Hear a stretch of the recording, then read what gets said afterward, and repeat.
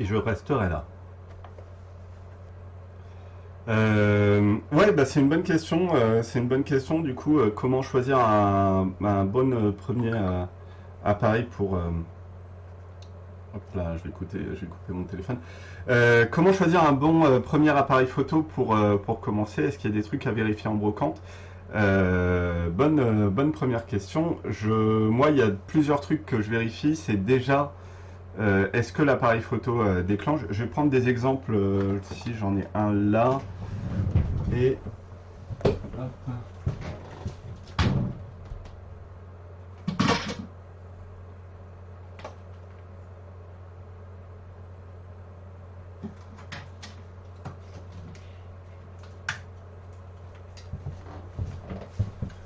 ok. Alors, ouais, il y a plusieurs trucs à savoir quand on commence à prendre un appareil photo. Soit vous tombez sur ce genre d'appareil photo, vraiment les espèces de... La luminosité, c'est pas ouf. Je vais essayer de voir ça, si je peux modifier dans les réglages.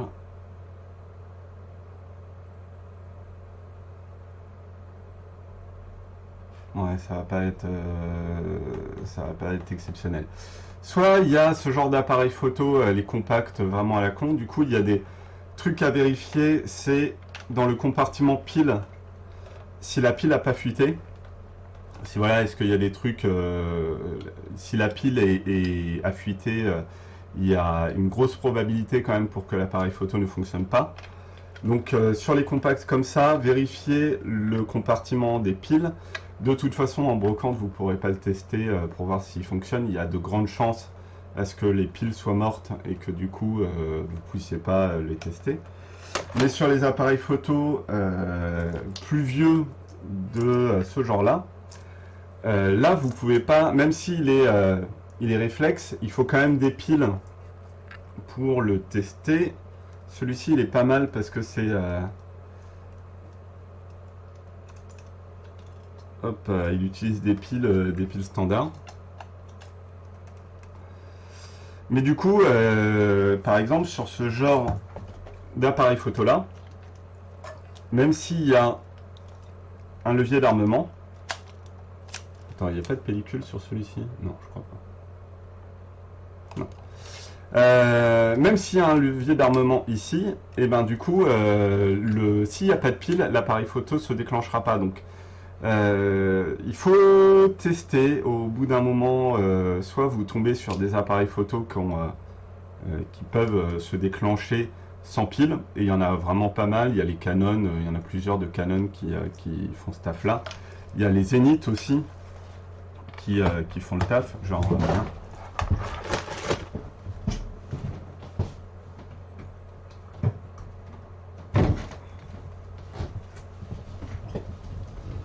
voilà, les Zenith c'est des appareils russes comme ça. Et ça, effectivement, c'est des appareils photo qui sont complètement mécaniques, il n'y a pas besoin de piles. Donc, armé, voyez si en ouvrant comme ça, voyez si le rideau s'ouvre à toutes les vitesses. Et dans ce cas-là, a priori, c'est un appareil photo qui fonctionne correctement. Mais c'est un truc qui est comment dire, qui demande vraiment, voilà, sur les appareils photo qui sont clairement des appareils photo tout automatiques qui fonctionnent à pile et comment dire, qui ont des circuits imprimés, qui sont vraiment beaucoup plus modernes que celui que je vous ai montré. Là, ça va être vraiment compliqué de savoir s'il fonctionne. Sur les vieux, à un bout d'un moment, on arrive à voir ou on arrive à se rendre compte. Après, ça peut être, c'est ce que je disais, le fait qu'il ne déclenche pas, ça peut être aussi un point de négociation en brocante pour négocier le prix. Ça peut être un espèce de truc en disant oui, mais regardez, il fonctionne pas, etc. Après, c'est voilà, c'est vous avec votre conscience par rapport à la négociation, si vous vous sentez à l'aise ou pas, ou si vous voilà, ça dépend aussi du prix. Si le mec vous demande 150 € pour un appareil photo qui n'en vaut que 25, négocier le prix à mort, quoi. Voilà, voilà. Alors, nous sommes... J'avoue, j'ai eu un Canon AE1 moins cher en brocante car il déclenchait pas. Et ouais, et je crois que le Canon AE1, effectivement, c'est un... Ouais, bah voilà, ouais. Alors le Canon, il y en a effectivement les vieux qui, où je crois qu'il n'y a pas besoin de brocante, de brocante. Je crois qu'il n'y a pas besoin de pile pour les très vieux, mais sur celui-ci, effectivement, il y a besoin de pile. Et moi, par exemple, bah, c'est sur le Minolta XD7, celui-ci qui est un super bon appareil, j'ai fait une vidéo YouTube d'ailleurs dessus, euh, qui a servi de modèle en fait pour le Leica R4, donc un bon appareil, et en fait il avait besoin de piles, et du coup je l'avais négocié en disant, je savais pas du tout qu'il y avait besoin de piles, mais j'avais négocié en disant oui, bah, écoutez, il fonctionne pas, regardez, quand je déclenche, il fonctionne pas, et du coup j'ai essayé d'armer, mais l'armement était bloqué en plus sur celui-là quand il n'y a pas de pile, donc du coup voilà, je l'ai négocié un petit peu en disant je l'avais eu à 15 balles, je crois, quelque chose comme ça, alors qu'en fait c'est vraiment un super bon appareil photo, c'est quelque chose, c'est un de mes appareils photo favoris. Donc ouais, le fait de savoir aussi quel appareil photo se déclenche avec les piles, c'est aussi une corde en plus à son arc dans les brocantes, parce que je sais pas, je prends par exemple les Olympus OM10 et OM1, je crois que les deux fonctionnent avec pile, et c'est quelque chose quand on regarde l'appareil qui n'est pas nécessairement acquis, acquis dès le départ. Voilà, c'est quelque chose qui est... on a l'impression que l'appareil photo, il suffit d'armer comme on a l'habitude et de prendre une photo, alors qu'en fait, on a l'impression qu'il est bloqué. Et d'ailleurs, moi, il y a des années et des années, j'ai bousillé un appareil photo en étant persuadé qu'il fallait... c'était un Olympus OM1, si je dis pas de bêtises, qu'on m'avait offert, et j'ai forcé à mort pour à ce qu'il s'arme, alors qu'en fait il avait juste plus de piles. Et du coup j'ai complètement bousillé l'appareil photo, vraiment inutilisable, alors que je sais pas si certains d'entre vous connaissent l'Olympus OM1, mais c'est un peu la Rolls-Royce des appareils. Je vais peut-être mettre le micro un peu moins fort parce qu'il sature. Ouais, sur l'Olympus OM1, c'est la Rolls-Royce des appareils, en tout cas des Olympus. Peut-être pas des appareils photo en général, mais c'est un très bon appareil. Est-ce qu'il y a des marques à éviter?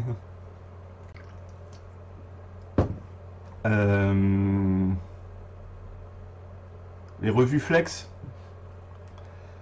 Est-ce que j'ai une photo d'un revue Flex ici?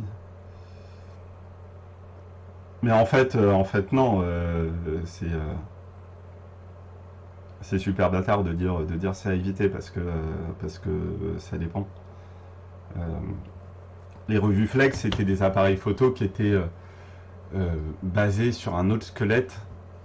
Quand je dis squelette, c'est il y a des grands fabricants d'appareils photo. Et en fait, généralement, c'est le cas de Minolta, par exemple. C'est eux qui fabriquent un peu les squelettes. Et ensuite, il y a des fabricants qui demandent un squelette, mais avec une coque en plus, etc. C'est exactement la même chose qui se passe avec les téléphones, par exemple avec Wiko. C'est un constructeur qui le fait en Chine. Et puis ensuite, Wiko dit, bah écoutez, il me botte bien ce téléphone. Est-ce qu'on peut juste mettre mon nom sur l'appareil? C'est exactement la même chose qu'il y avait avec les appareils photo. Revuflex, c'était ce cas-là, c'était, je crois, une marque allemande. Et bon, c'est pas des appareils photo qui sont absolument géniaux, mais ils font le taf. Voilà. Par exemple, moi j'avais un Revuflex qui permettait d'avoir des montures Pentax. Donc du coup, si vous trouvez un Revuflex en brocante à vraiment pas cher, alors faut savoir qu'aussi les Revuflex sont pas chers, hein, c'est des sous-appareils, mais ça fait ça fait le boulot, quoi. Ça fait le boulot. Après, est-ce que les marques à éviter, bah ouais, ouais, il y a toutes les marques un peu. Comment c'est? Ah, merde. De toute façon, on les voit dans les brocantes, des. Ah, merde.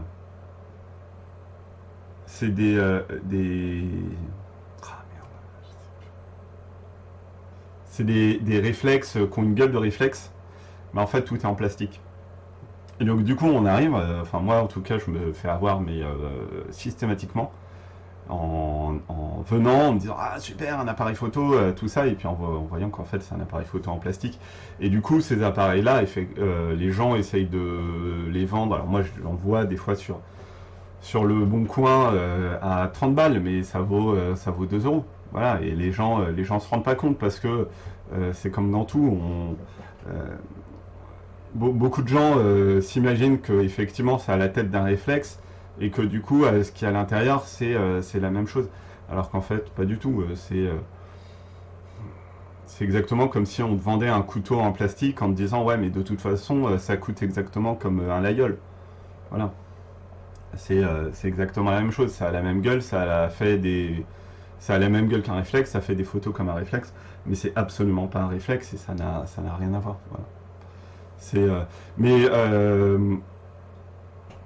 plutôt que la question est-ce qu'il y a des marques à éviter, est-ce qu'il y a des marques dans lequel aller, moi je conseille vraiment les Olympus. Voilà. Je conseille vraiment les Olympus, c'est des appareils photo qui pour moi sont les OM10 et les OM1. euh, on les trouve, les OM1 c'est un peu plus rare, mais les OM10, si, voilà, je parle de brocante parce que bon, c'était la période, là ça commence à se terminer, mais c'était la période, mais même sur le Bon Coin, c'est des appareils photo, ou sur eBay, c'est des appareils photo qui sont vendus. Il y en a à l'appel, les OM10, il y en a plein, mais c'est des appareils photo qui sont bons, les objectifs sont très bons, et si vous trouvez un OM10, pour moi, allez-y, clairement. Dans les appareils photo dans lesquels vous pouvez aller, les OM10, ça a une très bonne qualité d'optique. Moi, j'étais hyper surpris de la qualité optique des OM10. Et puis, généralement, les gens en fait, les bazardent. Soit vous tombez sur un mec qui connaît les prix. Effectivement, vous le trouverez à 50 balles. Voilà, 50 balles pour un OM10, c'est le prix. C'est la cote qu'il a pour moi. C'est la cote qu'il a. Après, en brocante, et je suis un peu un négociateur, un bon négociateur, je pense. En brocante, 10 balles, 20 balles, 20 balles un OM10, ouais. J'en ai eu à, j'en ai eu à, j'en ai eu à 2 euros dans des brocantes des OM10. Ça vaut vraiment pas grand chose, hein. C'est vraiment quelque chose qui est.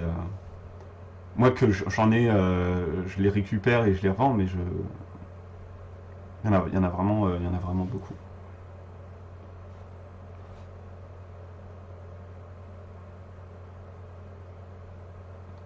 Mais voilà, mais du coup, it's a keep. Du coup, tu as un Canon A1, mais je pense que tu es déjà venu au labo, mais je n'arrive pas à remettre un nom sur ton pseudo. Mais programme, est-ce que c'est Ramsey? Oui et non. Mystère. Mais du coup, ouais, le AE1 programme est effectivement meilleur que l'A1. Ouais, ouais, un AE1 programme. Mais ouais, il est clairement meilleur que l'AE1. Enfin non, clairement en fait, pas tant que ça. Même moi, j'ai déjà eu un AE1, j'ai déjà eu un AE1 programme de passage. Mais la E1, je sais pas, je le trouve. Ok, on a juste eu un échange pour des développements de pellicule. Ok, eh ben bienvenue. Ouais, en fait, bah, écoute, est-ce que tu saurais me dire, par exemple, la différence entre l'AE1 programme et le AE1 standard? Parce que J'ai eu les deux. Et en fait, j'avais vu la cote du AE1 programme et la différence en fait de cote et je voyais pas du tout. Ah oui, effectivement, il y avait Luc qui m'avait parlé de ça. C'était l'AE1 qui cramait les photos, effectivement. Euh, ok, bah écoute, j'espère que ton AE1, enfin si c'était bien l'AE1. Donc David, j'ai vu ta question. Si c'était bien l'AE1, j'espère que, je sais pas, le problème s'est réglé ou pas. Mais voilà, au pire, tu gardes l'objectif et puis tu rachètes un boîtier sur eBay. Donc David qui demande, les développements couleurs, c'est vraiment plus compliqué que le noir et blanc. Et ben, en fait, j'ai changé de politique par rapport à ça, parce que avant, quand j'ai commencé le labo, je disais vachement, oui, c'est beaucoup plus compliqué, c'est faux, c'est pas plus compliqué que le développement. Moi, j'ai appris le développement couleur en autodidacte en me servant juste du. Ben, j'en ai peut-être un, tiens, voilà, j'en ai un, super. Voilà, en me servant du truc de Tetenal au début et en lisant. Alors, voilà, ils mettent ici dans ces premières pages les étapes et puis effectivement ici le temps en fonction de là les pellicules. Euh, moi j'ai vraiment appris comme ça. J'ai vraiment appris comme ça en mode on verra bien ce que ça donne. C'est pas beaucoup plus compliqué que le développement noir et blanc, mais c'est plus long. C'est vraiment plus long. Et il faut faire gaffe à plus de trucs. Mais il y a comment dire, euh, il y a juste effectivement un truc qui est important à savoir et c'est vrai, c'est pas du bullshit en voulant faire passer le développement couleur comme étant quelque chose de très élitiste et vraiment de très compliqué. Euh, le développement couleur, faut bien le faire. Voilà. Faut bien le gérer. Il y a beaucoup plus de marge de manœuvre pour euh, planter un développement noir et blanc. Parce qu'en fait, le développement noir et blanc, si vous le laissez, en tout cas le révélateur, si vous le laissez, vous allez pousser votre film. Donc pousser, c'est-à-dire qu'au lieu d'être du 400 ISO, votre pellicule sera de 800 ISO, par exemple. Mais vous aurez la même pellicule, vous aurez l'image, il y aura juste un grain plus gros, mais l'image sera là. Voilà. Mais en même temps, vous avez laissé le truc tourner sans faire gaffe. C'est une erreur qui peut arriver, effectivement, mais vous aurez votre image. Si on prend, je suis peut-être pas très clair, mais je vais essayer d'être plus clair. Quand je fais mon développement noir et blanc, si je bosse au Rodinal et du coup je laisse 1 heure, j'ai pas besoin de me soucier de l'ISO, je laisse 1 heure et le négatif est développé de toute façon à 400 ISO si c'est du 400 ISO, à 100 ISO si c'est du 100 ISO, etc. Si je laisse 1 heure de plus, au lieu d'être à 400, je suis à 800. Par contre, en couleur, là c'était pour le noir et blanc, si je laisse en couleur et je laisse 1 heure, là je bousille mon négatif. Mon négatif est inutilisable, on est à un truc complètement cramé, les ISO ont complètement explosé pour le couleur. Donc ouais, c'est pas plus compliqué que le noir et blanc, mais il faut juste être beaucoup plus attentif parce que les erreurs peuvent arriver et il y a moins de marge de manœuvre pour une erreur. Voilà. C'est pour ça que c'est super important d'être attentif. Je sais pas, moi je me mets des alarmes à chaque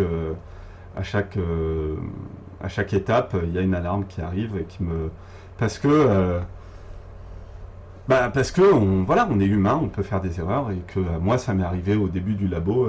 J'en fais beaucoup moins, mais j'en fais quand même. Je m'en veux à chaque fois quand j'en fais, mais je peux en faire. Et effectivement, il faut multiplier comment dire, les sécurités pour ne pas en faire. Mais oui, David, je digresse à fond, ça va être, je pense, un fil rouge de ce live.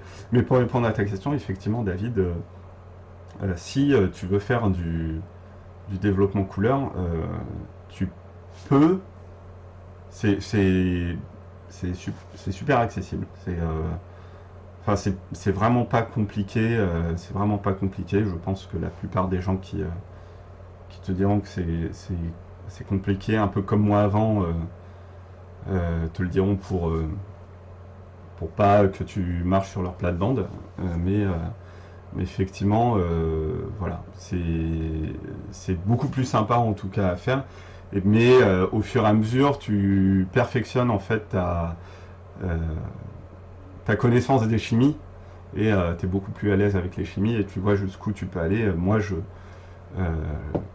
les développements que je fais maintenant sont pas du tout les mêmes. Je le vois d'ailleurs sur mon Instagram, quand je vais regarder les toutes premières photos, l'Instagram du labo.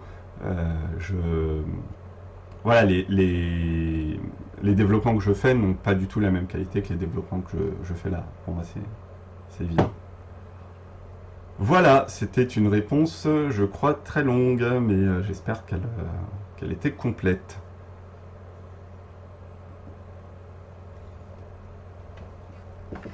Et d'ailleurs, parmi ceux qui font des photos, du coup, merci, j'ai toujours pensé que c'était vraiment plus compliqué justement. Et bah écoute, tente, absolument tente, mais bonne chance aussi pour trouver des chimies couleurs, parce que moi maintenant je fais mes propres chimies, mais effectivement je crois Tetenal. Alors je vais voir sur le site de Digit Photo. Tetenal a arrêté la production de leur chimie couleur et c'est beaucoup plus compliqué à trouver. Est-ce qu'ils ont encore du stock? Ouais, ah non, Réapro. Bah écoute, j'espère qu'ils en auront. Ça peut encore se trouver, mais effectivement. Et à la bière, non. Et ben à la bière, justement, si je ne dis pas Digit Photo. J'ai pas compris ta dernière phrase.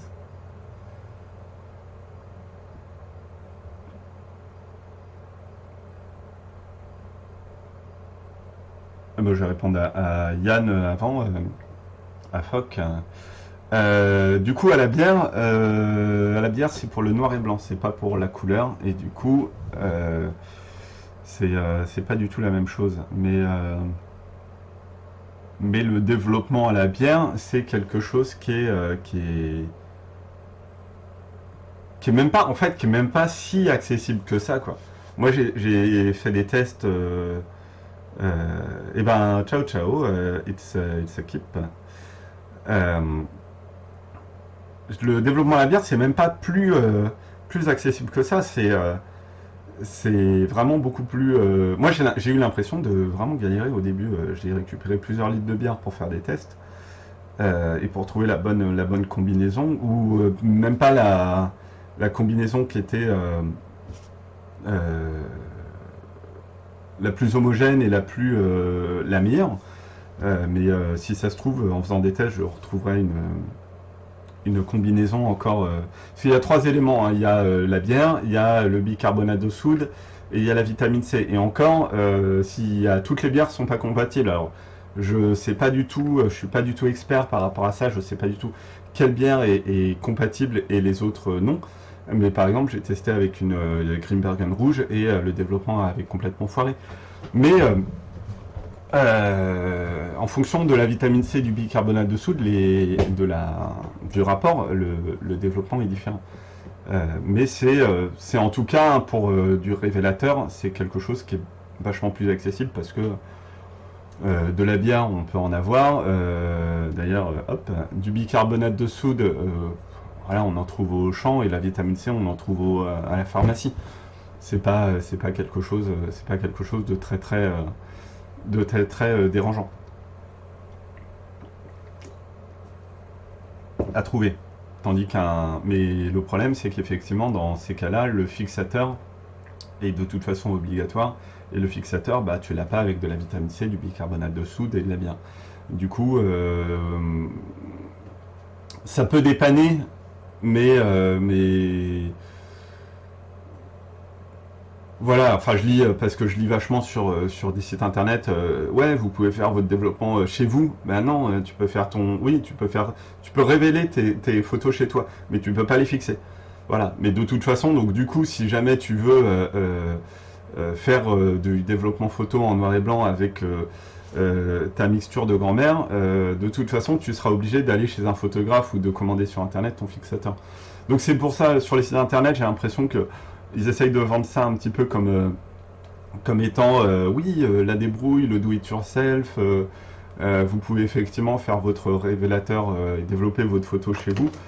Et ben non, voilà. Tu peux pas en fait développer tes photos comme ça si t'as pas de fixateur. Tu peux révéler tes photos, mais dès que tu ouvriras, bah il y aura plus rien.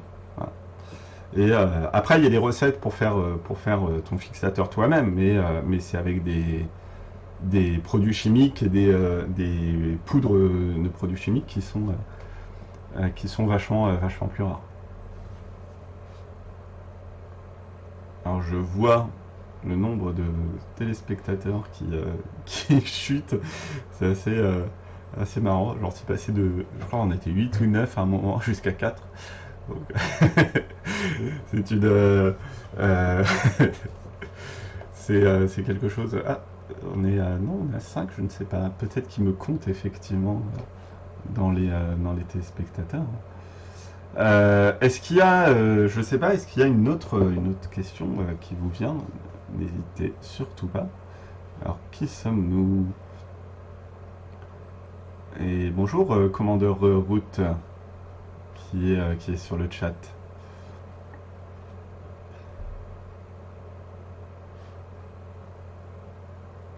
Alors, ma pellicule fétiche, bah non, ça n'a pas du tout déjà été posé. J'en ai plusieurs. C'est marrant parce que je commençais une vidéo là-dessus et j'en étais pas super satisfait. Du coup, j'ai arrêté.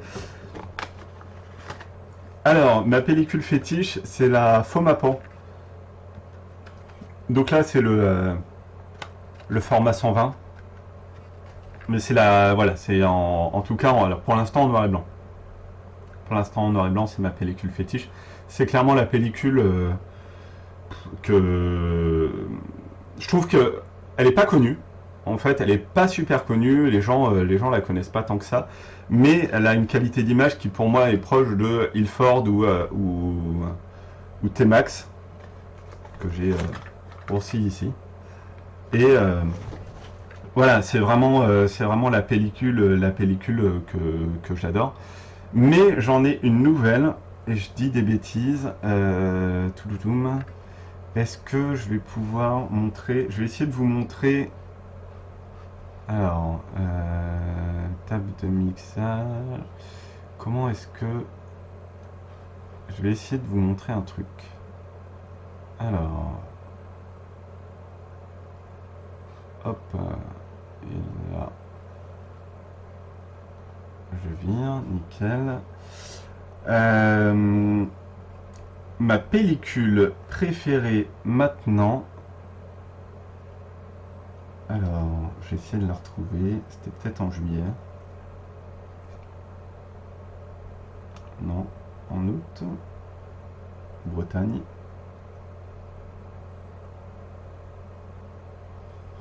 Yes. Alors,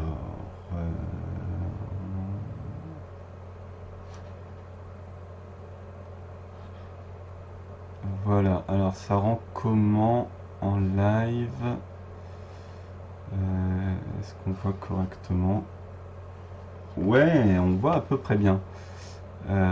Problème, c'est que je ne peux pas bouger ça. Et du coup... Alors, j'essaie d'augmenter.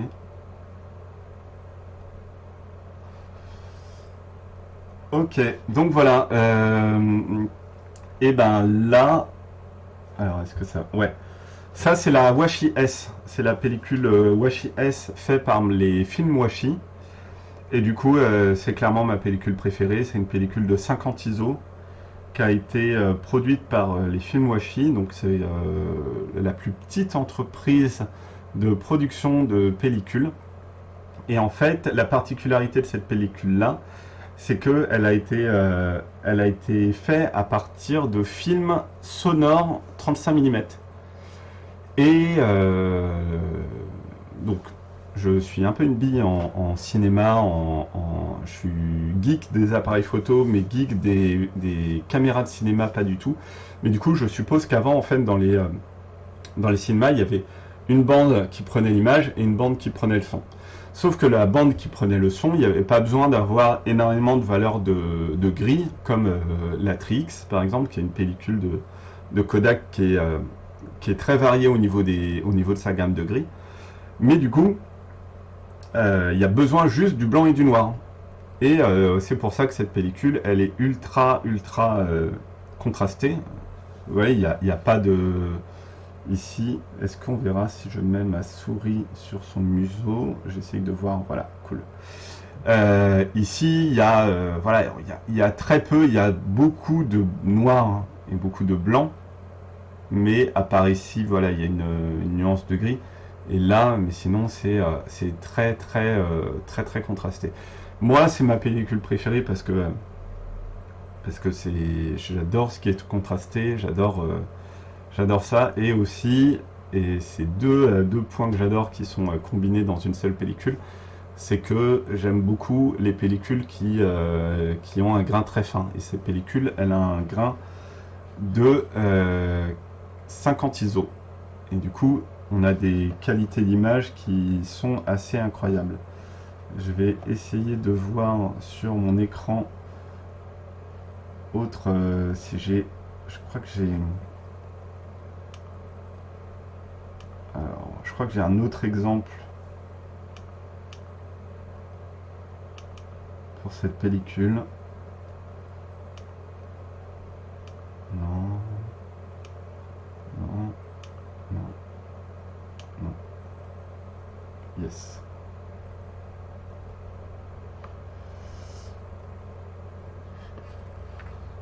Ok.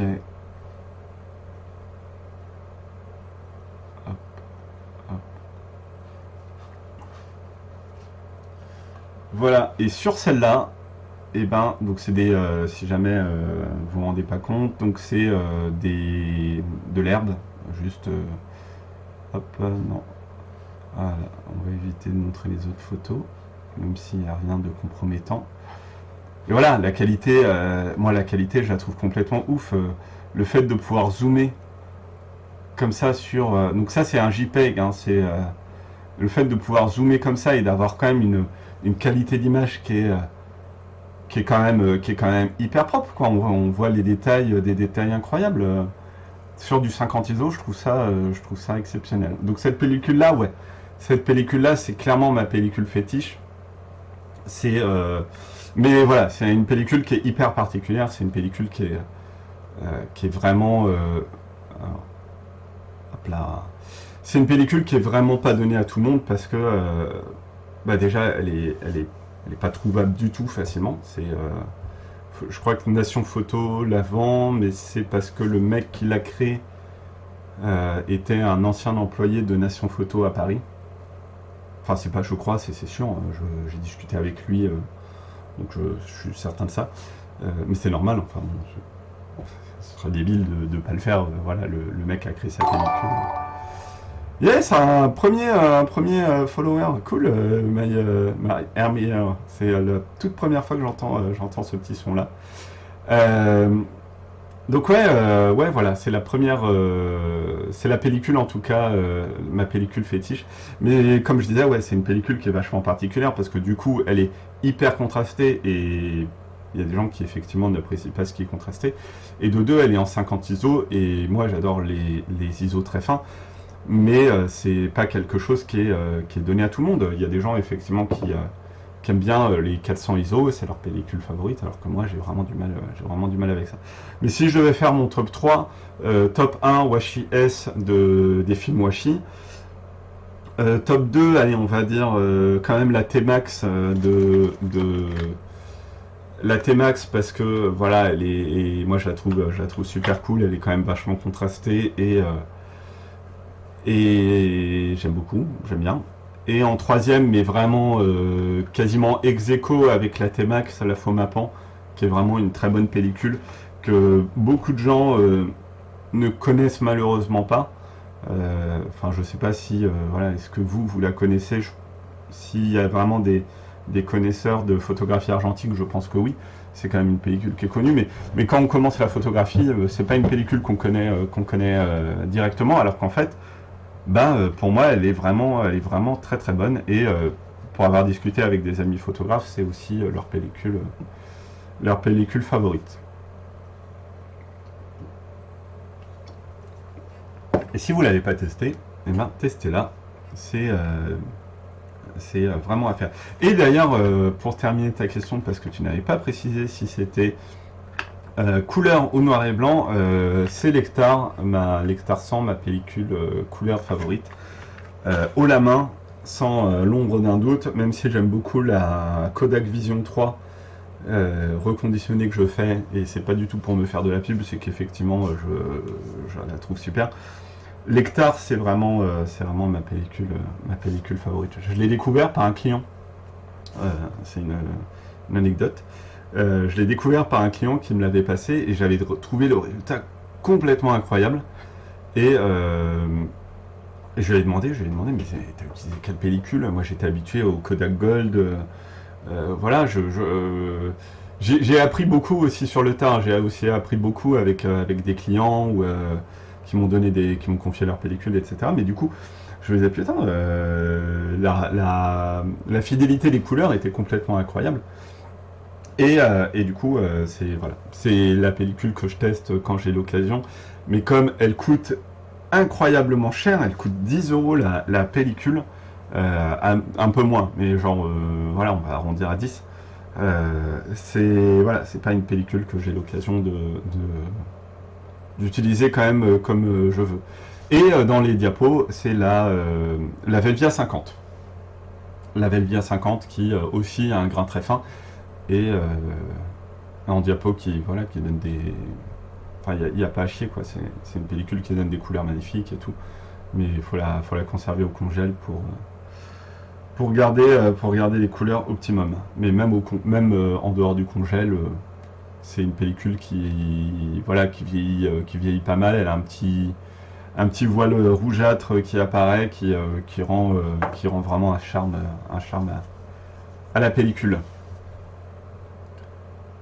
Donc voilà pour cette réponse encore très longue, très longue pour ta question. Mais justement, effectivement, ouais, j'allais parler de... Est-ce qu'il y a une autre, avant que je déblatère sur... est-ce qu'il y a une autre question? Enfin, je sais pas. Est-ce que quelqu'un attendait que je finisse de mon monologue? Du coup, David, enfin, il y avait ta phrase au-dessus, j'ai pas compris, je reviens sur ce que tu disais, sur justement, si je ne dis pas digit photo, si je ne dis P digit photo.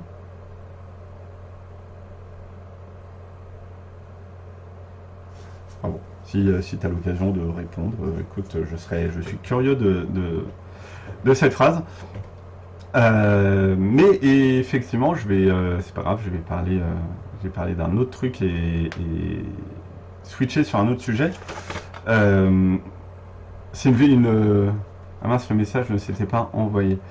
Et effectivement, le message ne s'était pas envoyé. Du coup, j'ai compris la moitié des trucs. Ouais, si vous... voilà, moi je voulais faire une vidéo en fait pour vous montrer les pellicules. Comme je disais tout à l'heure, effectivement, moi j'ai commencé un peu à photographier en m'imaginant que chaque pellicule était un peu la même chose et que chaque pellicule finalement se valait les unes des autres, et du coup je répondrai après. Oui, effectivement. Moi j'avais commencé avec Kodak et voilà, Kodak Gold, Kodak Ultra, et même... Est-ce que j'en ai une ici d'un client placé? Ah merde. Mon bureau est jonché de pellicules. Tant pis. C'est pas grave. Moi, j'avais commencé en fait à prendre des photos parce que je prends aussi des photographies. En m'imaginant que, mais ça remonte à, là ce que je vous raconte, ça remonte à des années, hein. Ça remonte à vraiment, je venais de quitter les Beaux-Arts et voilà. Mais j'avais commencé à prendre des photos finalement en me disant que chaque pellicule était un peu la même chose, qu'au final c'était, je prenais une analogie en disant, c'est un peu comme de l'encre dans un stylo bille. Voilà, c'est que c'est une matière première ou de l'essence dans une voiture. Voilà. C'est de l'essence dans une voiture. De toute façon, peu importe la qualité de l'essence, bon, il y a pas vraiment plusieurs marques. Je sais pas mon permis, du coup, je dis peut-être des bêtises. Il n'y a pas plusieurs marques d'essence, je crois. Mais je me disais, bon, c'est une matière première qu'on met. De toute façon, on voit pas la différence, etc. Et du coup, je commençais avec des pellicules Kodak Gold, Kodak Ultra, voilà, en me disant, de toute façon, ça prend des photos, etc. Et en fait, au fur et à mesure, je me suis aperçu que bah, j'avais complètement tort, que voilà, si jamais vous voulez prendre des photos un cran au-dessus, prenez de l'hectare. Vous avez aussi de la Portra. Alors ça, c'est de la Portra 800. Elle existe aussi en 400. La 800, c'est un peu spé parce que du coup, le grain est quand même un poil au-dessus. Et si vous voulez commencer la Portra, prenez-la d'abord en 400 pour vous habituer. Mais la Portra, elle a un grain magnifique. Enfin, elle est magique, la Portra. Elle joue dans la même catégorie que l'hectare, ça c'est évident. Au niveau et la pellicule coûte 10 euros sur Digit Photo. La Portra 400. Hop, je note dans le vide. Portra. Voilà, la Portra 400, elle est à 45 euros les 5 pellicules. Donc, je ne sais plus, le calcul mental.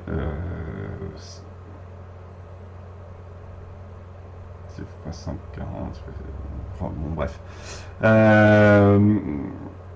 Elle est à 45 euros, du coup, les 5 pellicules. Ah merde, ça m'emmerde, je suis nul en calcul et du coup, Alors, 45 divisé par 5, j'ai honte, 9 euros. Putain. Elle est du coup à 9 euros la pellicule. Voilà. Et du coup, tandis que la Kodak Gold 200, si elle est encore en vente, voilà, la Kodak Gold 200 36 poses, elle est à 5 euros. Facile. Et la Kodak Gold 200, finalement, prend des très bonnes photos. Mais un cran au-dessus, clairement, que l'hectare, ça c'est évident. Mais donc ouais, si vous commencez la photographie, faites gaffe aussi à votre pellicule. Ne prenez pas n'importe quoi en vous disant que de toute façon ça va être facile et ça aura la même qualité d'image. C'est absolument faux, ça aura pas du tout la même qualité d'image. Il y a des pellicules qui sont quand même un cran au-dessus et des pellicules qui sont pas un cran. Il y a des pellicules qui sont un cran en dessous, mais il y a des pellicules qui sont voilà, qui sont pas extraordinaires, qui font le taf, mais c'est pas non plus quelque chose d'absolument fabuleux et tout, tandis que d'autres oui. Ce qui me ramène à ah merde, j'ai un truc que je voulais dire. C'est pas grave, mais du coup, je serais curieux, par exemple, là, dans ceux qui suivent le chat, dans ceux qui suivent le live, mais qui sont dans le chat, qu'est-ce que vous utilisez, vous, comme appareil photo? Je suis hyper curieux, c'est une question que je pose souvent à mes clients, et d'ailleurs, s'il y a des clients dans ceux qui regardent le chat, je vous l'ai peut-être déjà posé, mais vous avez quoi? Est-ce que vous avez un appareil photo de prédilection, un espèce de... Voilà, votre appareil photo fétiche, est-ce que vous en avez qu'un? Et si oui, lequel c'est? Et si vous en avez plusieurs, est-ce qu'il y en a un vraiment qui a une histoire, ou avec lequel vous êtes le plus à l'aise? Ah, je suis vraiment curieux. Je suis vraiment curieux d'avoir cette réponse-là. En tout cas, d'en savoir plus sur vous.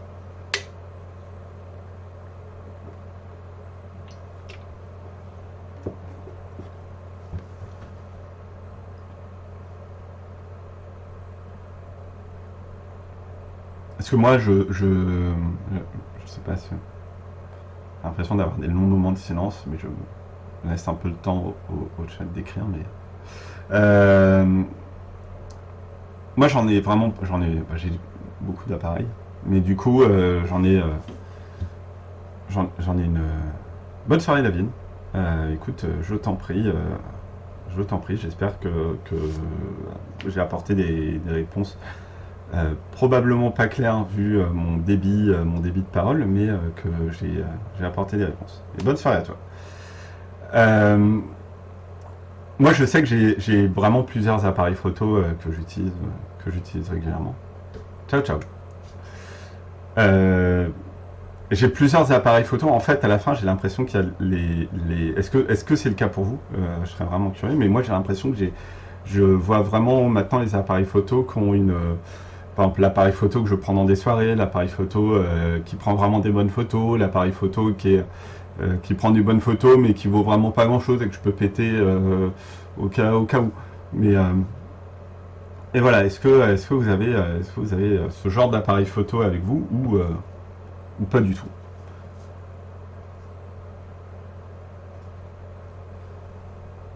C'est une question que j'aimerais vachement savoir parce que je suis méga curieux. Mais moi, par exemple, voilà, j'avais montré le Zénith.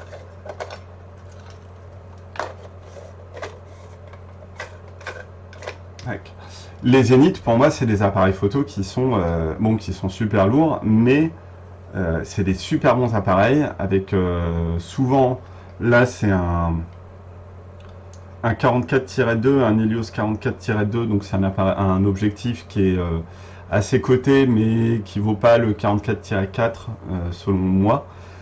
Mais c'est un appareil photo, voilà, qui vaut que dalle maintenant et qui fait super bien le taf.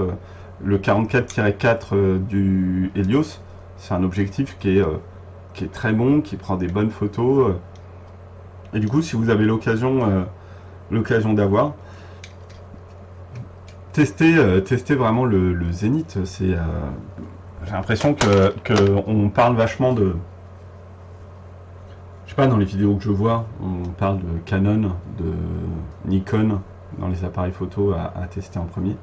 Mais mais le Zénith, voilà, les Canon et Nikon, ils ont une cote maintenant. C'est euh, c'est quelque chose, voilà, vous allez payer sur eBay, je sais pas, allez, eBay. Combien est-ce qu'on, combien est-ce que coûte un Canon AE1 programme?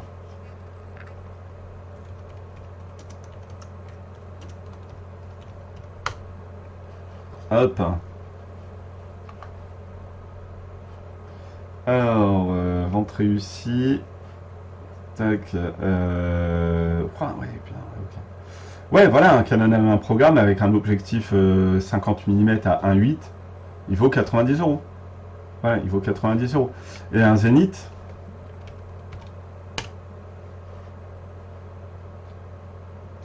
avec un objectif basique, pouf, voilà, 25 euros. 25 euros, ouais. Et du coup j'ai l'impression que souvent on balance, oui, oui, faut aller dans des valeurs sûres et tout. Si vous voulez commencer la photographie argentique, je vous conseille vraiment de commencer avec un Zénith. Et l'avantage qu'il a par rapport à d'autres, c'est que il est entièrement manuel. Donc vous pouvez régler la vitesse, vous pouvez régler l'ouverture, et voilà, enfin, une fois que vous aurez commencé avec un Zénith, vous pouvez passer sur un Canon ou un Nikon. Moi, je suis plus Canon que Nikon, mais vous pouvez switcher sur l'un ou sur l'autre sans aucun problème. C'est pas, voilà. C'est vraiment un appareil photo que je conseille beaucoup.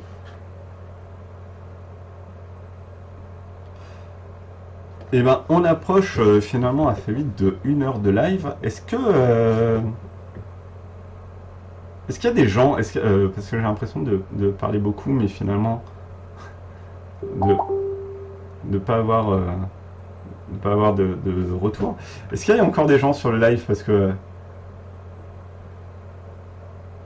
alors j'ai une amie sur Facebook qui demande euh, Peut-on faire...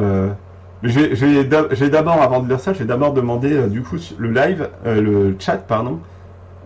Ouais, cool, super, ok. Parce que du coup, je me disais, merde, est-ce que... parce qu'en fait, est-ce que je parle tout seul? Ça me dérange pas du tout de parler pour 4 personnes, mais du coup, je me disais, est-ce que je parle tout seul ou pas? J'ai une amie qui, sur Facebook, me pose la question, pourquoi est-ce que... peut-on faire des effets avec les appareils photo argentiques? C'est une bonne question. Oui, mais c'est assez compliqué. Quels effets tu peux faire? Ouais. Alors oui, et je vais faire une démonstration. Parce que...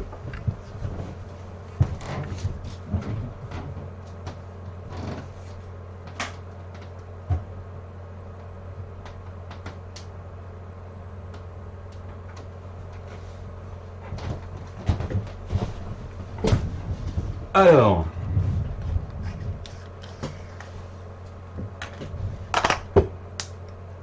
Ça va être un poil compliqué à montrer. Mais je pense que c'est hyper faisable. L'effet qu'on peut avoir, bon là j'utilise un réflexe numérique, mais c'est complètement valable avec un réflexe argentique, hein. C'est juste pour pouvoir montrer, j'ai pas de... J'ai un peu, ouais, ça se trouve je pourrais mettre le câble pour le mettre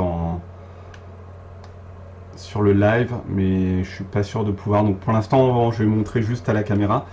Vous avez ce qui s'appelle, je vais lire ta question après Mayer. Mais merci pour ta question. Vous avez ce qui s'appelle le reverse lens. Alors si vous cherchez sur internet, je vais taper parce que mon anglais est absolument fabuleux. Hop, reverse lens. Ce qui consiste en fait, alors bon ça c'est un objectif de Helios, hein, c'est un objectif M42 et tout, mais si vous qui se met normalement comme ça, mais si vous le mettez à l'envers, en fait, alors hop, vous avez, donc là c'est bon. Est-ce que je vais réussir à montrer? Je suis persuadé que c'est ridicule. Alors, est-ce qu'on... Yes, on voit... Donc là, on voit mon doigt. Mais en fait, ça vous fait un objectif macro. Voilà, vous pouvez avoir un objectif macro... Ah putain, je suis en train de bouger. Et là, on voit le reflet. Ok, là, on a à peu près... Ok, donc c'est un truc... voilà, c'est un truc assez connu. Hein. Ça se trouve, il y a beaucoup de gens, beaucoup d'entre vous qui connaissent ça et je balance des portes ouvertes en disant oui, on peut faire un reverse lens, alors qu'en fait, moi je connais ça depuis des années, mais si jamais vous ne connaissez pas ça, et je veux pas du tout avoir un discours, oui je connais ça depuis des années parce que je suis extrêmement doué, etc. Mais si jamais vous connaissez pas ça, ça vous permet en bidouillant d'avoir vraiment un bon objectif macro, vraiment pas cher. Et l'avantage aussi de AliExpress, c'est que du coup, là je l'ai mis vraiment main à la main comme ça devant l'objectif. Mais en fait, vous avez des bacs d'adaptation spécialement pour ça qui se vissent ici. Et en fait, qui vous permettent de mettre de le clipser comme un objectif standard sur un boîtier argentique ou numérique. Alors il y a... Voilà, vous avez des bacs d'adaptation pour Canon et Nikon, pour les plus communs et probablement pour d'autres, mais j'en suis pas sûr. Et du coup, ça vous permet, comme un objectif, sans avoir de main, mais de l'utiliser et de voilà, vous servir d'un objectif standard comme un objectif. Je vais taper, je vais essayer de vous montrer reverse lens. Des exemples. Image.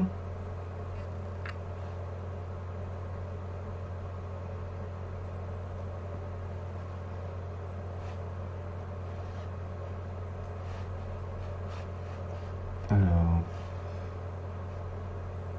Tac. Hop, je galère, c'est mon tout premier live, laissez-moi tranquille. Est-ce que ça va apparaître? Ah bah non, parce que du coup, hop, et voilà. Donc du coup, voilà, c'est quelque chose qui, voilà, qui est comme ça. Du coup, là, vous voyez bien que l'objectif est à l'envers. On voit pas entièrement. Hop là. L'objectif à l'envers et en fait vous avez juste une bague d'adaptation qui se situe ici et qui coûte vraiment que dalle. Sur internet ça vaut peut-être 5 euros. Je vais vérifier en direct avec vous et ensuite je vais répondre à la question de Mayer. Je suis désolé si je suis long mais je suis un grand bavard. Reverse lens.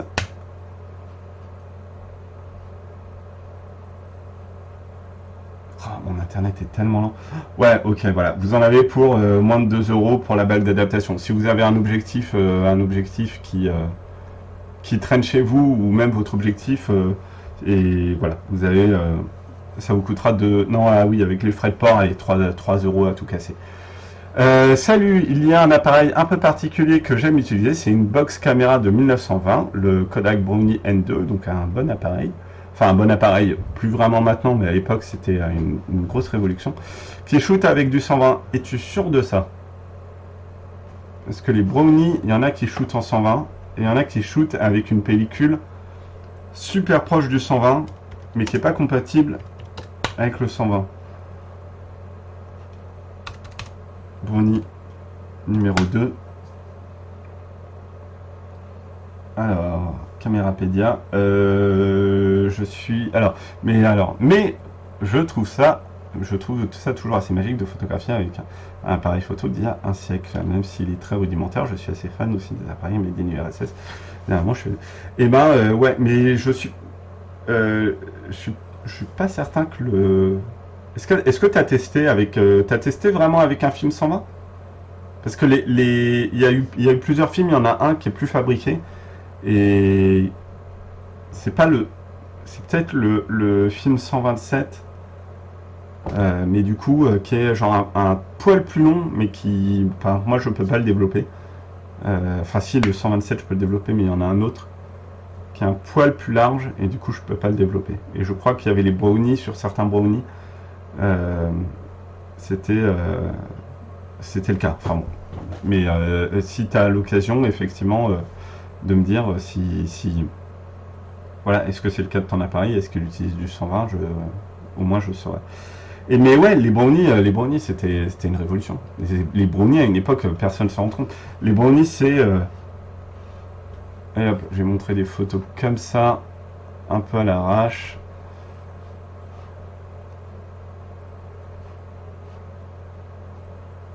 Tac, s'il y en a qui savent comment faire mieux ou plus pratique, je suis...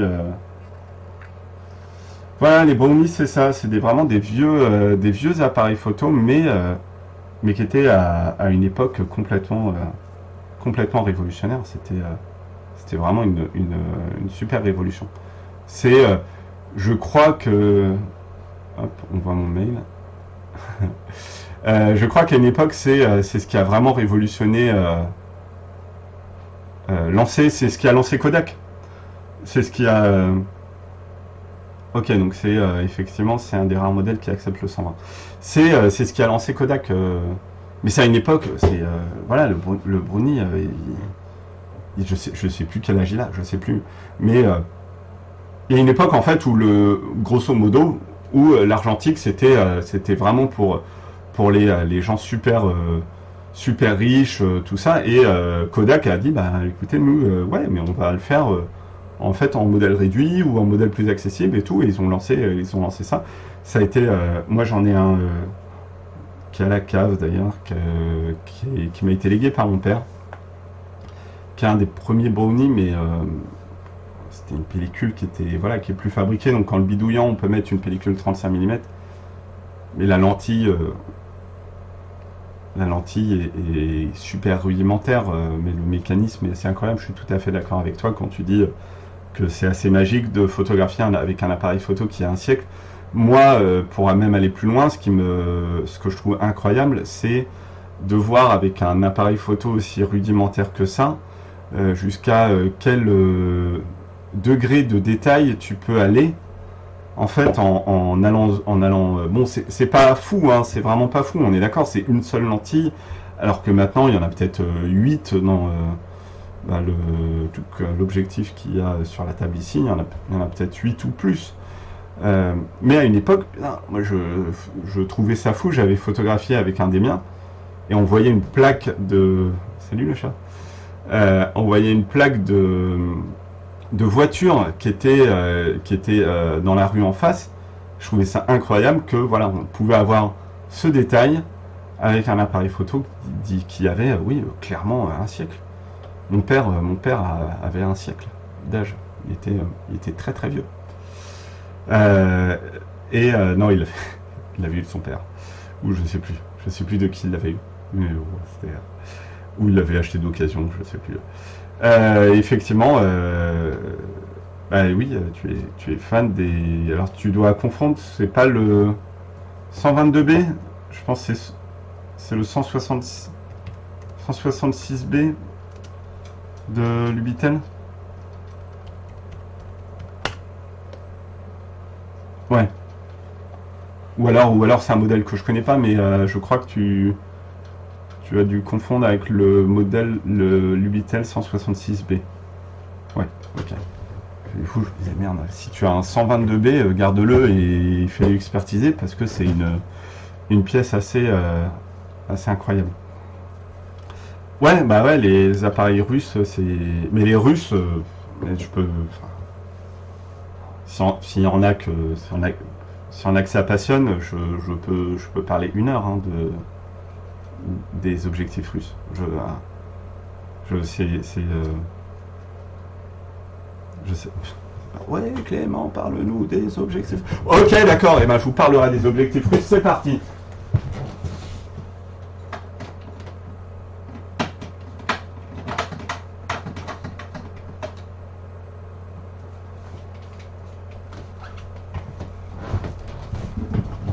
Alors, vous avez ici, donc ça c'est un Zorki 4, un appareil russe qui est une copie de Leica. C'est un appareil photo télémétrique, bon c'est voilà, c'est un très bon appareil si vous avez l'occasion de l'acheter. Déjà il a un look incroyable et voilà, ça vaut vraiment pas grand chose sur eBay, ça vaut allez 40-50 euros, enfin bon pour un appareil photo de cet âge c'est vraiment pas cher, mais du coup sur celui-ci j'ai alors tac, c'est un de tête, mémoire, putain. Un Helios, non, c'est quoi déjà en russe, un Jupiter 12. C'est un Jupiter 12, 50 mm, du coup il est... Non, Jupiter 3, le Jupiter 12 c'est un 25 mm, 35.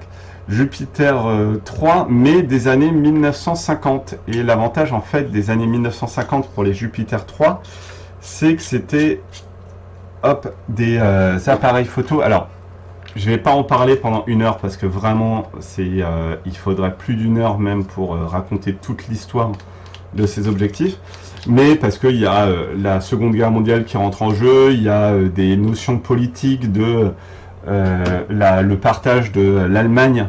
Mais en fait, pour faire simple, les appareils photo Jupiter 3 des années 1950, en fait, ils ont été... ils utilisent les mêmes lentilles, du coup les lentilles en verre qui composent l'appareil. Ils sont allés les choper chez Zeiss. Et du coup, là, vous pouvez avoir, en ayant du bol, alors moi j'ai pas eu de bol, je les ai payés le prix fort, mais c'est des objectifs qui ont une qualité optique complètement incroyable, beaucoup plus que les autres. Parce qu'en fait, pendant la guerre, ils avaient eu le droit à... c'est un peu plus compliqué que ça, hein, mais je schématise. J'ai voulu faire une vidéo là-dessus et c'est vraiment très compliqué. Mais On va schématiser. Ils ont pris un gros carton de lentilles Zeiss en disant super, on est arrivé à la guerre, on va tout piller. Ils les ont ramenés au pays, à Kiev, je crois. Et du coup, à Kiev, ils ont commencé à fabriquer leur copie des appareils photo, des objectifs Zeiss, les Biotard, je crois, mais en utilisant du coup les lentilles. Donc, vous avez un appareil photo, un objectif qui coûtait vraiment pas grand-chose, mais en ayant une qualité optique complètement incroyable.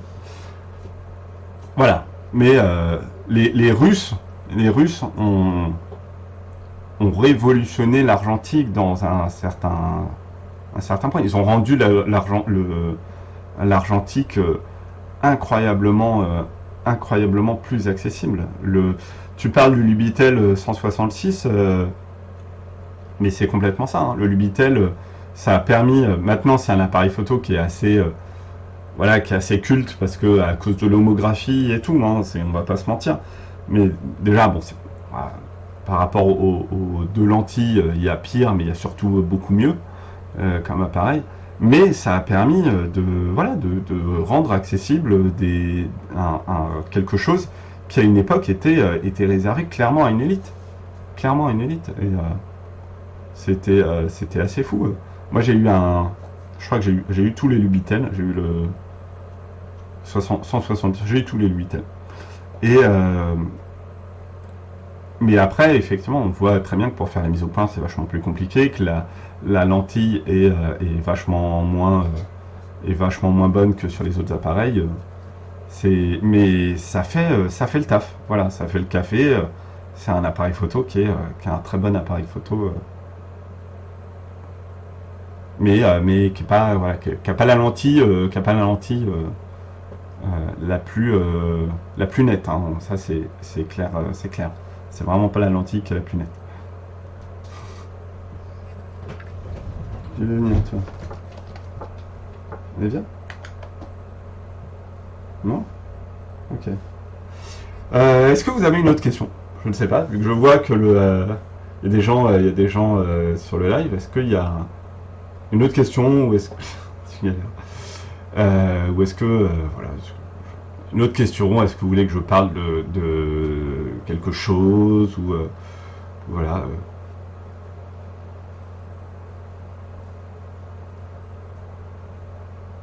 N'hésitez surtout pas. Pendant que je joue mon rôle de méchant de James Bond avec mon chat. Mais en attendant, je vais répondre du coup à Noémie sur Facebook qui demandait peut-on faire, parce que j'ai balancé un effet sur la photographie argentique, mais il y en a d'autres, les effets avec les films argentiques, il y en a plein. Il y a des mecs qui balancent de l'eau de javel avec un spray sur la pellicule, et du coup ça fait des petites taches sur le négatif.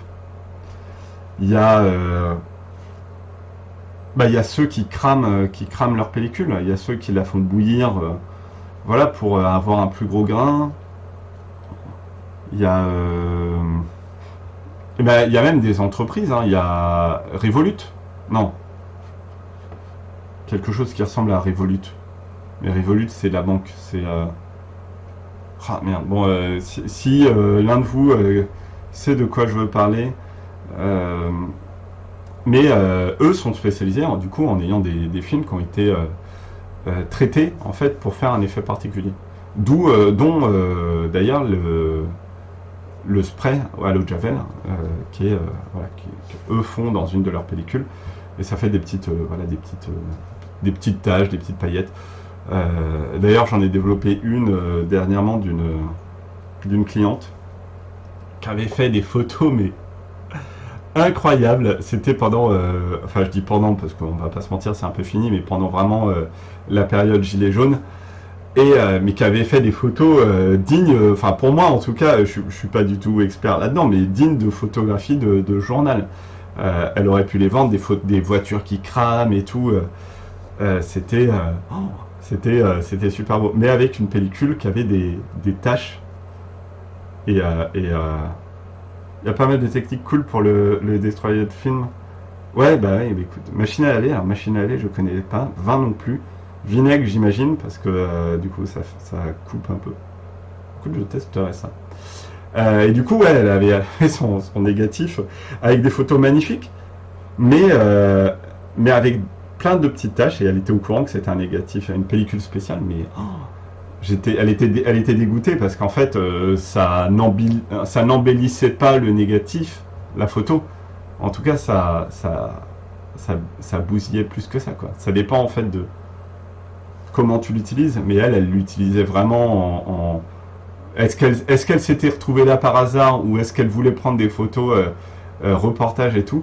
Mais du coup, moi, et je le dis, je suis obligé de regarder, mais j'essaye de faire une distinction en disant c'est pas mon taf de juger de vos photos, mais bon, là voilà, j'ai jugé et j'ai jugé en positif en voyant que c'était des belles photos, mais j'essaye de juger le moins possible parce que c'est pas mon boulot. Et voilà, elle se retrouvait avec des photos magnifiques, mais avec un effet un peu picoulol et tout. Voilà. En tout cas, c'est mon avis. Il y a quoi d'autre? Ah, merde, il y avait une pellicule aussi.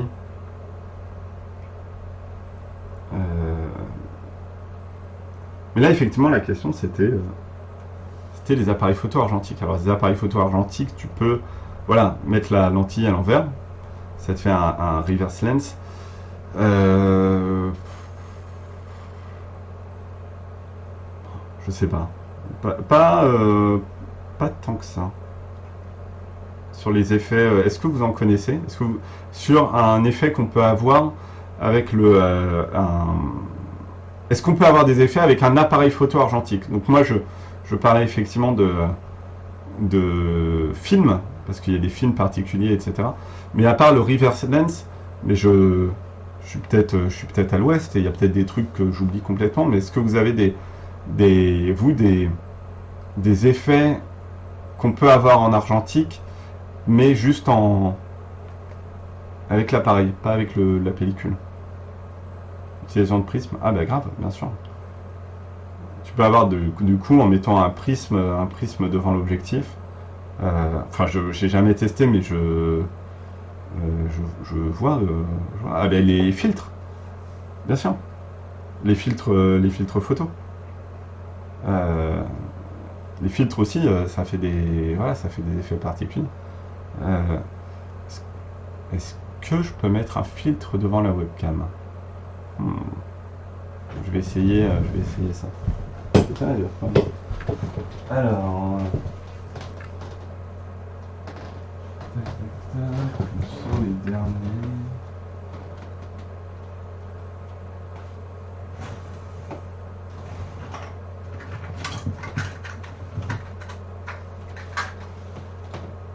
Hop.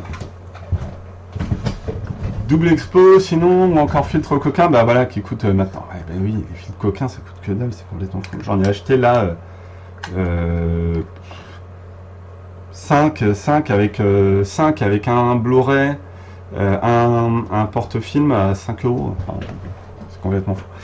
Du coup, t'as les filtres rouges, t'as celui-ci, les filtres pour.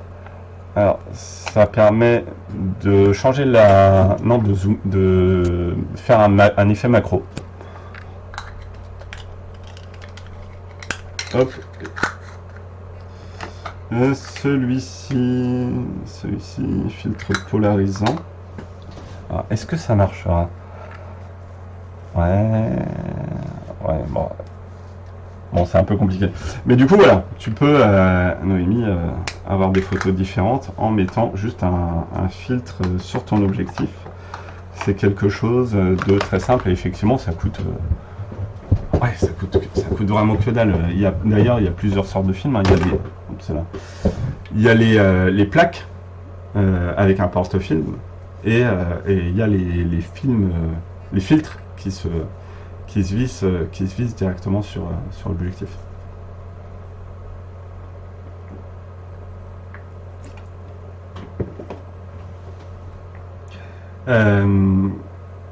Donc voilà, je répète encore euh, plusieurs fois parce que. Mais est-ce que voilà, est-ce qu'il y a des questions est-ce que vous avez des questions dans le live? Alors, n'importe quelle question. Je suis très bavard et j'adore parler, mais n'hésitez pas si vous avez des questions. C'est cool de voir qu'il y a, ouais, il y a pas,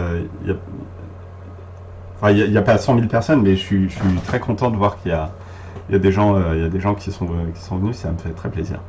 Donc ouais, n'hésitez pas si vous avez des questions.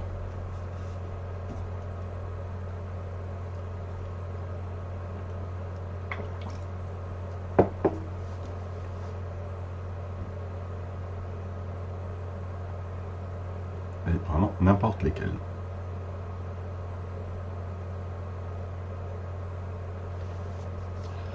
Mais en attendant, de quoi je peux parler? Hmm. Euh, est-ce qu'il y a un, ouais, voilà, je repose la question quand même. Est-ce que, voilà, est-ce que vous êtes nouveau, par exemple, dans la photographie argentique? Est-ce que vous en avez déjà fait? Est-ce que vous êtes débutant? Est-ce qu'il y a, vous en avez fait depuis combien de temps? Voilà, je suis vraiment très curieux de ça. Euh, est-ce que c'est quelque chose il y a plusieurs années? Est-ce que vous avez découvert ça un peu avec le côté, parce qu'on va pas se mentir, hein, c'est aussi quelque chose qui est une espèce de mode du rétro, de l'argentique, etc. Je dis pas mode dans le côté dénigrant, voilà, mode, ouais, c'est une phase, mais j'ai l'impression qu'il y a quand même un revival du rétro ces temps-ci. Est-ce que vous avez découvert l'argentique, l'argentique comme ça, ou est-ce que c'est vraiment quelque chose d'il y a des années où voilà, vous avez découvert la photographie argentique super jeune et vous êtes tombé dedans quand vous étiez petit, vous n'en êtes jamais ressorti? Je suis curieux. Oui, bah, j'ai pareil, moi. Euh, Moi, par exemple, j'ai découvert la photographie argentique en fait je vais juste voir. Moi, j'ai découvert la photographie argentique. Je sais plus comment, mais c'était en Bretagne. J'avais acheté mon appareil photo qui s'appelait à l'époque. Alors, c'est une marque mais totalement inconnue et j'en ai, je crois, revu qu'une seule fois. C'était un Topcon, Topcon. Un appareil photo, je sais même plus quelle monture d'objectif ça prenait, mais voilà, il s'appelait un Topcon. J'avais commencé en prenant des photos là, comme ça. Il y avait ma tante qui me filait m'achetait des pellicules et hop, je regarde, j'ai reçu un message et qui voilà, je payais les développements, elle m'achetait des pellicules et ça m'a, voilà, j'ai pris mes premières photos comme ça et finalement, en fait, j'ai continué avec vraiment pas nécessairement on a l'impression comme ça que du coup, j'ai j'ai pas arrêté faire depuis que j'étais gamin de la photographie argentique, c'est complètement faux. J'ai fait de la photographie argentique quand j'étais gamin, j'ai arrêté pendant des années et des années et des années, et puis en fait, j'ai recommencé aux Beaux-Arts parce que mon prof, on apprenait la photographie en argentique, enfin, à l'époque. On nous apprenait la photographie argentique en nous disant voilà, il faut commencer comme ça et puis après une fois que vous avez ces bases là vous pouvez switcher sur la photographie numérique et tout, ce qui est pas vraiment faux mais ce qui est pas vraiment vrai non plus. C'est un peu, chaque personne est différente, mais voilà, j'avais commencé comme ça et j'ai recommencé à prendre des photographies mais des années après. C'est vrai que quand je commence cette histoire, j'ai l'impression que ça fait oui, depuis que j'ai 14 ans, j'avais un appareil photo et ça a jamais ça ne s'est jamais arrêté. Mais voilà. Écoutez, écoutez, s'il n'y a pas d'autres questions, je vais peut-être arrêter le live là parce qu'on est déjà à 1h30. N'hésitez surtout pas, hein, voilà, parce que je sais pas si des gens, en fait, je sais pas si j'intéresse des gens, vu que j'ai pas vraiment de retour, mais je parle, mais et voilà, et merci à ceux qui sont venus. Mais si effectivement il n'y a pas d'autres questions, je vais peut-être arrêter le live là, mais je vais laisser quelques secondes pour ceux qui suivent.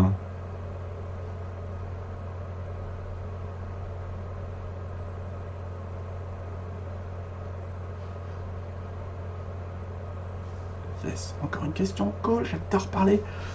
C'est vrai, c'est pas du tout ironique. Tu as la possibilité de développer des films ciné comme de la Super 8, du Super 8.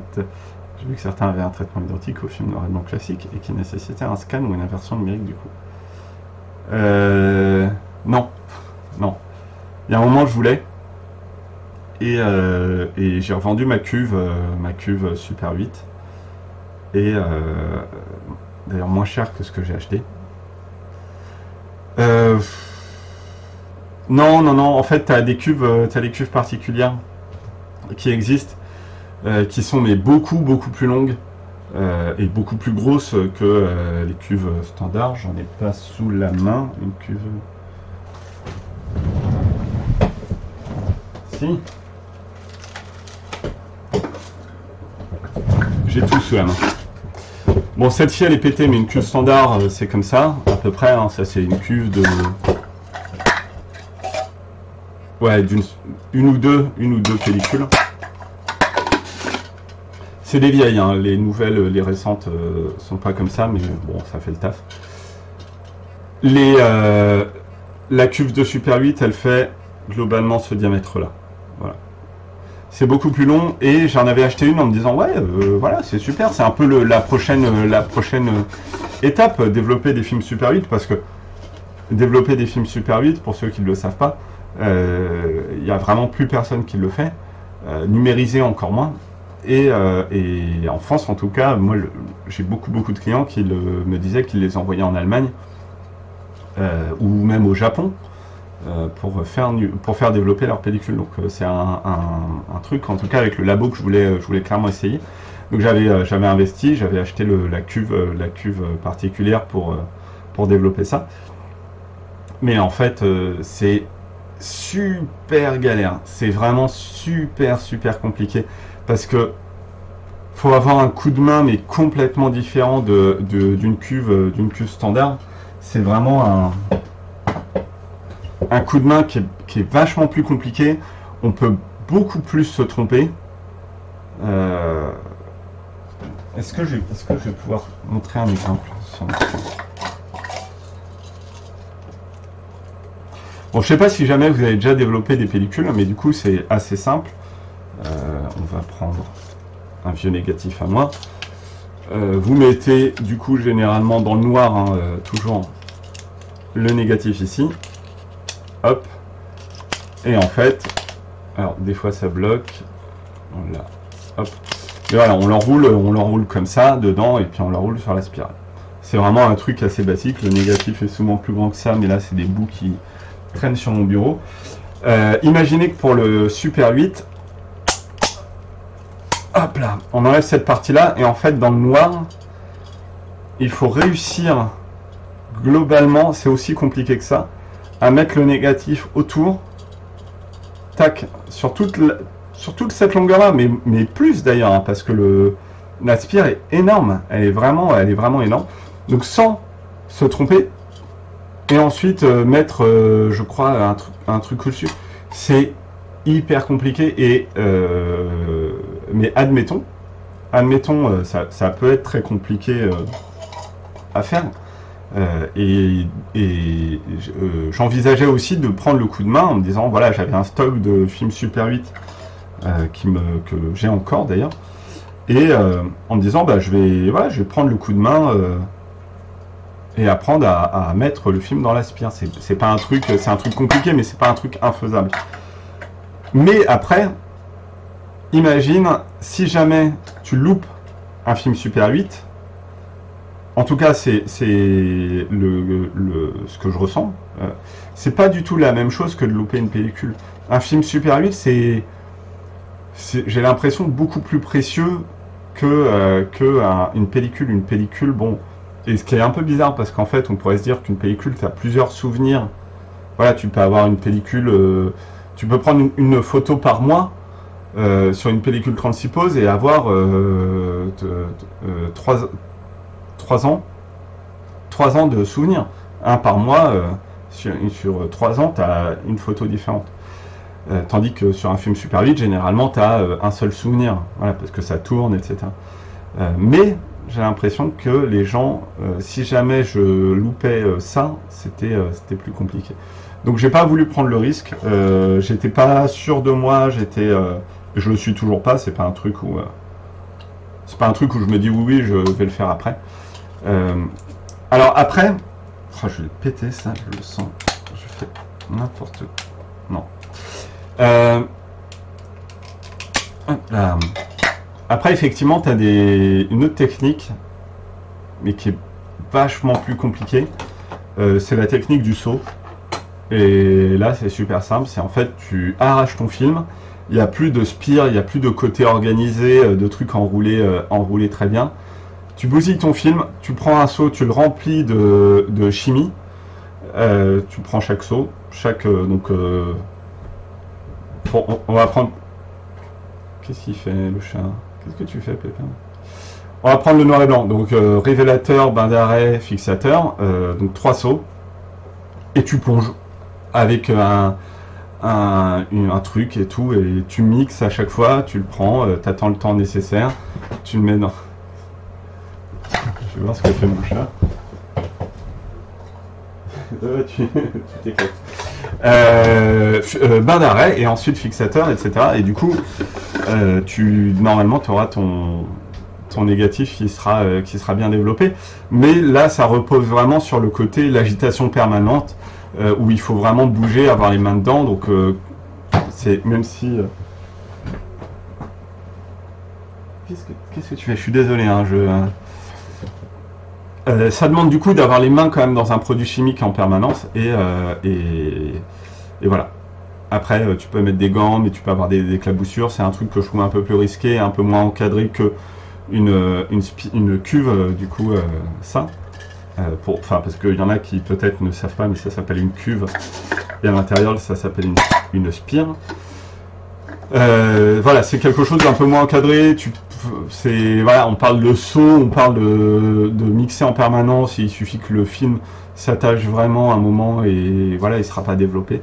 Mais ça permet a priori de bien développer des négatifs sans avoir de cuve. Parce qu'une cuve Super 8, la cuve Lomo de Super 8, donc Lomo, la marque originale, hein, la marque russe, pas l'homographie. Parce que Lomo, à l'origine, c'était à l'époque une marque russe, hein, qui a amené des Ukrainiens à faire la marque Lomographie. Ça vaut 100 balles, 150 balles, ça vaut super cher. Une cuve, ça coûte vraiment super cher.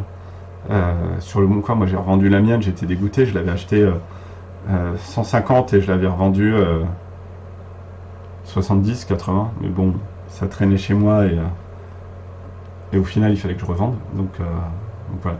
Mais et oui, effectivement, si tu la développes pas en diapo, donc en E6, tu auras un négatif, même en noir et blanc, tu l'auras en négatif. Et du coup, pour un film, il va falloir que tu le retraites derrière pour inverser les images. Ça, c'est un autre sujet, hein, c'est vraiment un truc qui est beaucoup plus compliqué. Parce que soit tu vas chez un mec qui te fait ça à l'arrache en mettant CTRL-I ou POM-I et hop, et il t'inverse les images, soit il y a vraiment un travail qui est derrière pour bien inverser les images. Parce que sur du Super 8 ou même sur du négatif, c'est pas en faisant couleur inversée que tu auras une bonne image. Il y a un truc un peu plus compliqué que ça. Donc voilà, c'est un peu compliqué. C'est un peu compliqué. Ou alors tu tu le fais en diapo. Et là, bonne chance parce que ouais, il y a beaucoup plus de bains. Et enfin, il y a 4 bains au lieu de 3 et c'est quand même un peu plus compliqué. Moi, je me risquerais pas. Mais là, ça fait le boulot dès le premier coup. Et j'espère avoir répondu à ta question.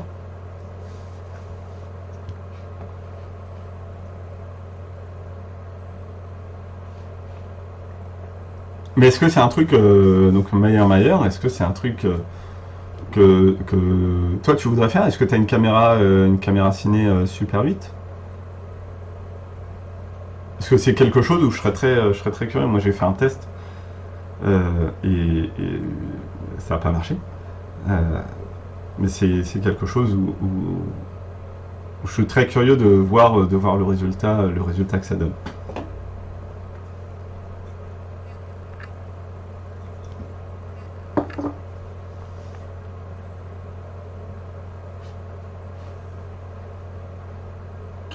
Bon, et ben écoutez, on est à 1h30 de stream. Je crois que je vais arrêter là.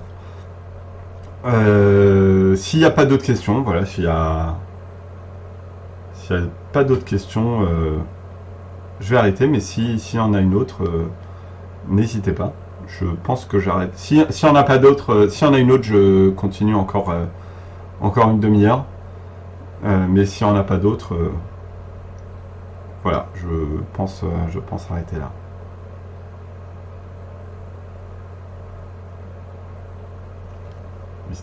Mystère, je laisse un peu de temps à ceux qui voudraient noter. C'est un truc très, très particulier hein, d'être de l'autre côté parce que du coup je parle vraiment tout seul. Du coup vous répondez par message. C'est mon premier live hein, donc je découvre aussi un peu ça. C'est un peu particulier. Et du coup c'est vrai qu'il y a des fois où j'imagine en sens inverse. On se dit merde il m'a posé une question, attends mais ça va vachement plus long à écrire sur le clavier plutôt que à répondre. Eh ben, écoutez, je pense qu'il n'y a pas d'autres questions. Qu'est-ce que j'ai fait?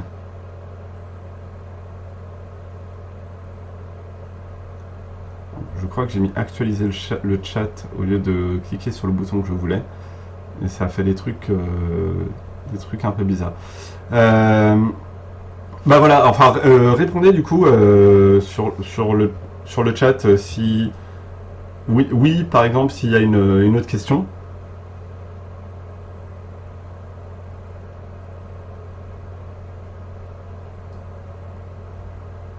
Et si effectivement j'ai pas de réponse, et ben écoutez je vais arrêter là, je laisse un peu de temps pour parce que je sais pas si c'est en direct ou si c'est vraiment rapide ou pas.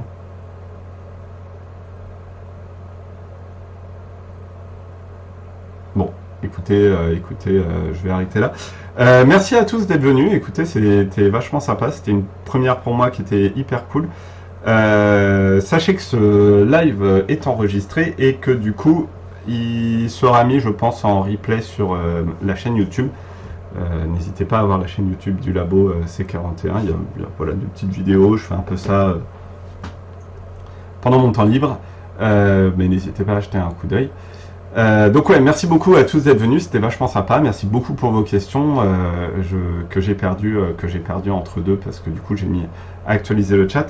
Mais c'était vachement sympa de vous voir actif, derrière et de voir qu'effectivement il y avait des gens qui avaient des questions. J'avais très peur qu'il n'y en ait aucune en fait. Donc c'était vraiment plutôt sympa. Je ferai probablement ça à un autre moment, mais voilà, c'était pour une première, c'était super. Je vous dis à très bientôt, en vrai ou en live ou en vidéo YouTube ou au téléphone, je ne sais pas. Voilà, portez-vous bien et ciao ciao.